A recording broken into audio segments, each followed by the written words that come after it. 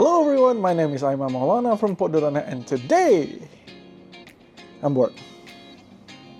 And because of that, I did remember the other day on Facebook, I asked you guys a question. What are some of the most questionable PC upgrades you or anyone you know have ever made? So we're gonna check the comments, see what you guys replied, and just gonna take a deep dive into it. So without further ado, let's get into it.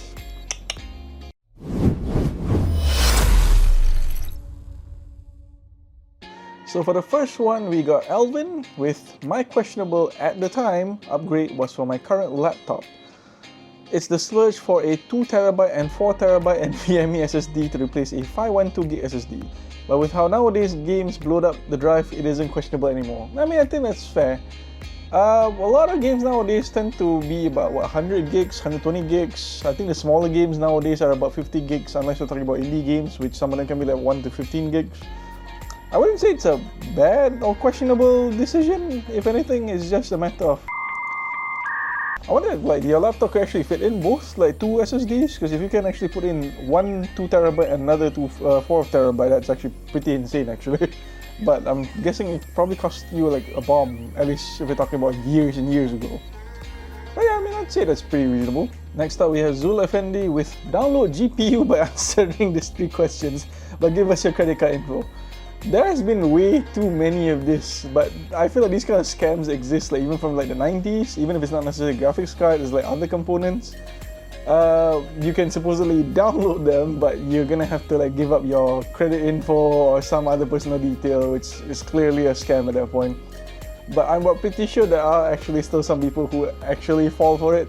And I'm not even like limiting this to like the older folks. I'm pretty sure some of the newer people who might not really be in the know of the PC stuff, even the bare basics aren't really something they're familiar with. I really wouldn't be surprised, but generally speaking, if you have to give up your banking details or really private details to people online, especially if it's people you don't know, it's probably a scam. Don't do it. Download RAM. Now this one I remember. So Omar actually popped in with a comment with download RAM. Now this one I actually did remember. Back in the old days, we even had like certain software applications like RAM Booster. It's supposed to help optimize your RAM and then make you feel like you have extra RAM, but I mean, it's just more optimization more than anything else. But there are legitimately, how to say, I mean, it's not legitimate, but there have been a number of things online where you can supposedly download RAM, which is obviously just like the graphics card, it's a scam. But I do remember, and I don't know whether they're joking or not, to be fair, there was some online forums, I can't remember what it was, I don't think it was Reddit, at least it could be Reddit, where people were saying, some people were saying, like, I don't get why people spend money buying like RAM. Why don't you just download it? I'm just like, huh? Huh? I don't know if anyone actually even tried, but yeah, I mean, that's kind of insane. Next up, we have Raymond Saw with I bought a Wraith Prism to upgrade from the Wraith Stealth and also RGB. I later swapped it again to a Silverstone Hydrogon D120. I also case swapped from a TechWare NZXT ripoff to the Silverstone Ultra G1M, which has no glass walls and everything is 90 degrees offset. But the one that everyone hates me for the most is that I also swapped to Radeon. Okay, now realistically, I know a lot of people don't really take Radeon graphics seriously nowadays, but at the end of the day, if it works well for your use case, be it gaming, be it for work, and you're okay with the price, because I'm pretty sure you end up spending less compared to its Nvidia GeForce equivalent, I think it's fine, there's nothing wrong with it. Sure, some games may be more optimized for, so maybe a good number of games are more optimized for GeForce cards, but if it works well for you, I think it's fine. Personally, the Radeon move, no problem. Case swap from the TechWare NZXT ripoff to the Silverstone Ultra G1M.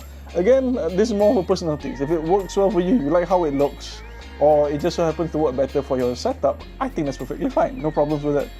But I will, however, give you for spending money on a stock cooler. Like, why did you go from a Wraith Prism to a Wraith Stealth? Like, or better yet, why didn't you just go for like a, you know, lower end like Cooler Master cooler? Because it's still very cheap, like something like the, you know, Hyper 212 or something. Like, why did you go from one stock cooler to another?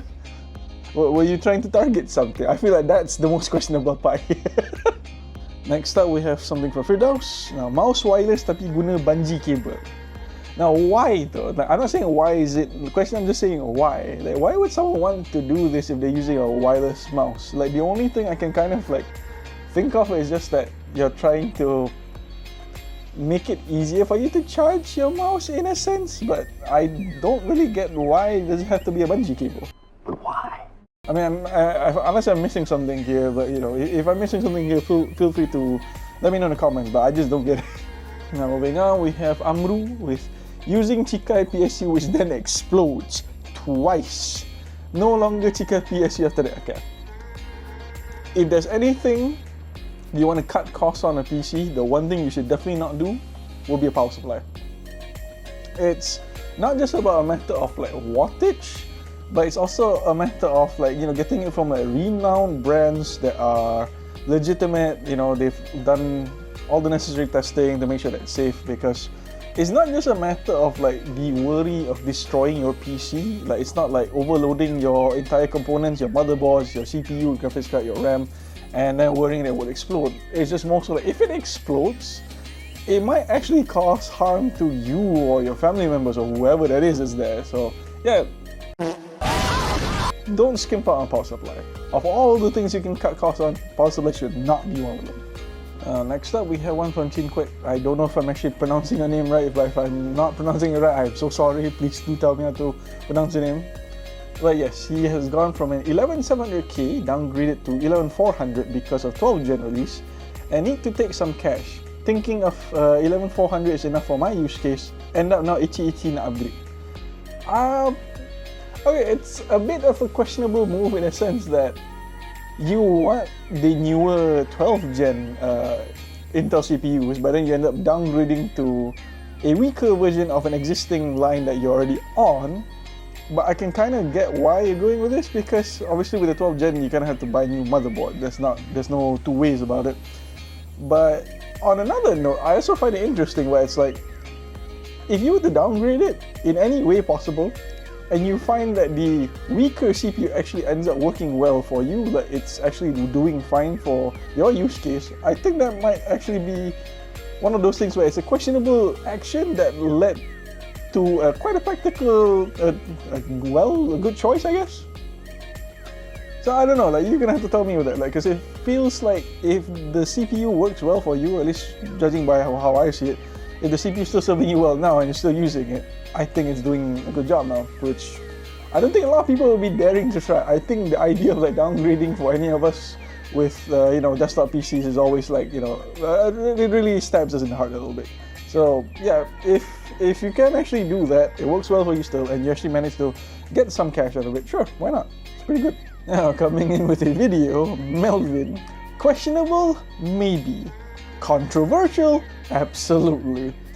Now, I don't know if you guys have seen this video, so this guy actually built a custom keyboard, but it's a gigantic size custom keyboard, and it's noisy as all heck. If it was me, I think if someone actually made this for me, I would actually use it.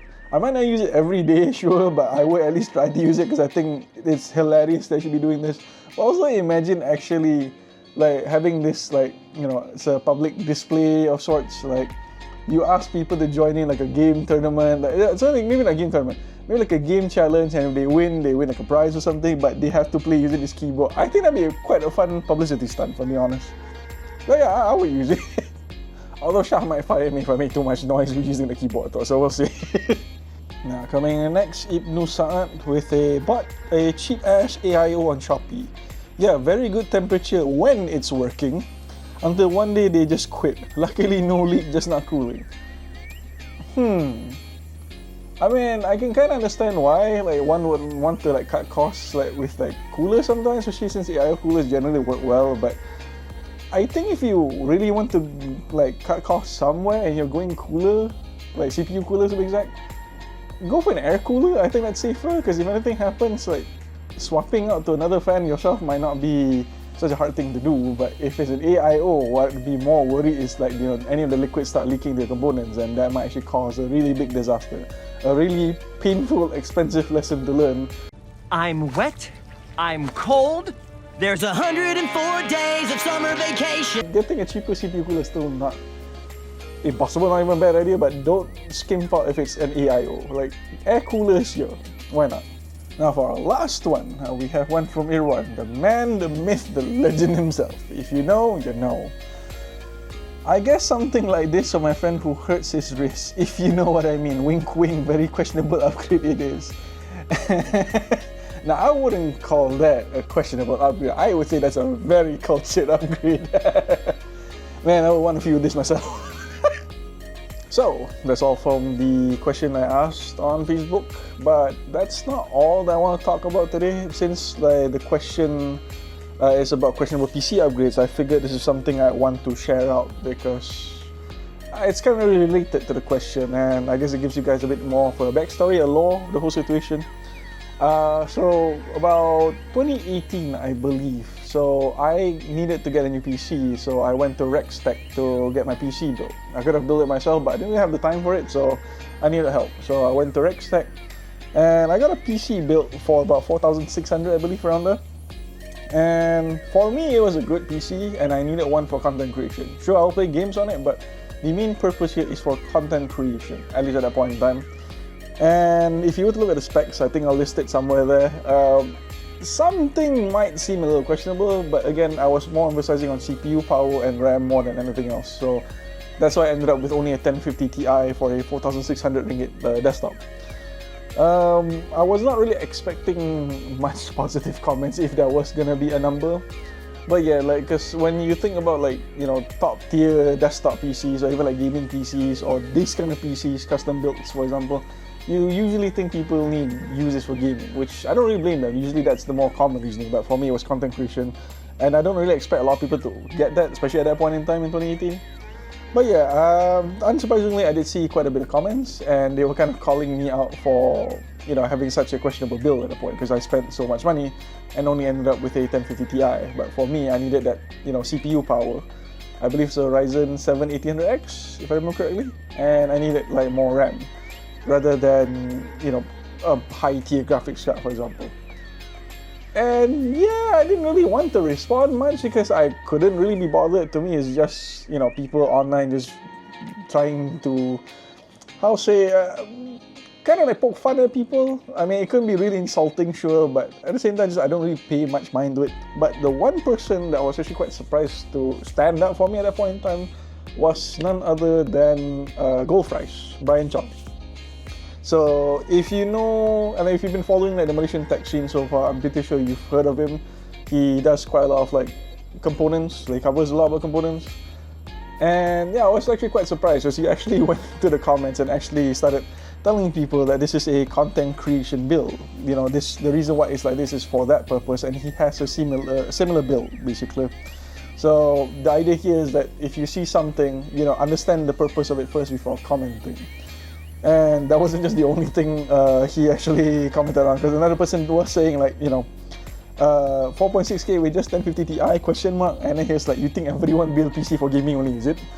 And that's especially true today when there's a lot of like content creators online, like be it just for TikTok or they're actually writing stuff, or even like YouTubers for example. And yeah, I just thought it was like a fun bit of like information trivia, I guess, like tell people. And at the same time, if you know, Goldfries, if you're watching this, I don't think I've ever said this to you like in person, even though we've bumped into each other over the years several times. But you know, thanks a lot for that. Like, I really do appreciate it. In a way, we do need like more positivity in the social media spaces. I feel like there's people are a bit too gung ho and trying to, you know, hurl insults, put negativity in, or worse yet, try to cancel people. But yeah, I feel like this is the kind of nice, positive space that should be, you know, afforded to a whole bunch of people online, especially in the PC gaming space, when sometimes even the smallest of things you'll be heavily criticized for. So yeah, that's just something I want to say. But yeah, thank you. Yeah, it may happen so long ago, but yeah, I don't forget. So yeah, I think that's it for today's video. I believe the next video I might have a similar round of questions like I might ask on Facebook, so do stay tuned for that. Leave your comments down below. And well, I cannot tell you exactly what yet. I might have something up to give away. Basically, I'm thinking along the lines of like whoever that made the most funny, most entertaining, most impactful comment in any of these that I'll be using for YouTube, we're gonna send you like a prize. I won't tell you what it is yet, but I will announce it first, so don't worry. Everyone will have an equal chance here. So yeah, So stay tuned for that, and yeah, I guess I'll see you guys again next time then. Bye bye.